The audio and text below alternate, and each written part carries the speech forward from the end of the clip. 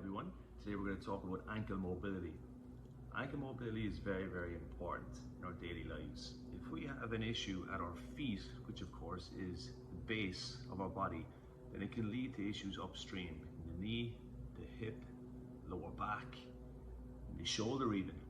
So it's very, very important that we address our feet and make sure they're in really good health when it comes to mobility. So we're going to go through a following sequence today using a lacrosse ball. You can use a yoga ball as well, but I highly recommend a lacrosse ball. It's firm, but also has a little bit of cushion and will really help unglue those tight areas in and around the foot and in the ankle.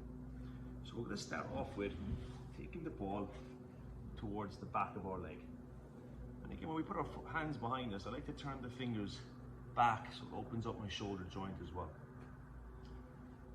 From there, I'm just going to gently roll the ball until I find a trigger point, which will say hello every time. And once I've found it, I'm just going to gently roll that area about 8 to 10 times. So this shouldn't exceed a 7 or a 10 on a pain scale, so just make sure you can tolerate it, not too painful. Once you've eradicated that area, you can move to another spot. Same idea, I'm just looking for those trigger points. And again, about 8 to 10 passes. So you could spend your time there just on the back of the leg alone. Second part of this, we're going to take it more to the side.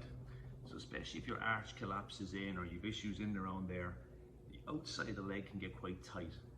So we're going to take the ball, same principle, ball on the outside of the leg, and I'm going to use my top hand to apply enough pressure. So as I roll the ball down, I'm looking for those trigger points again, which I now found. And as I found that spot, I'm going to work on pointing my toes down, pointing them up. Very slow, controlled pace. I can work on turning the foot in, turning it out. Again, 8 to 10 passes, and then I move the ball elsewhere. Same principles, trying to find another spot, working on that ankle mobility of the foot up and down, in and out. The third part of this, and if you needed to put a towel or a cushion under your knee, you can, is I'm going to take my left foot, the left foot I've been working on, and put it out in front of me. Now from there, I'm going to work on pushing the knee forward as far as it can go without the heel coming up.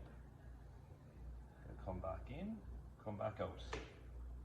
Very controlled, letting that knee travel. Most important thing again, this heel stays down. I can go slightly to the left and back out.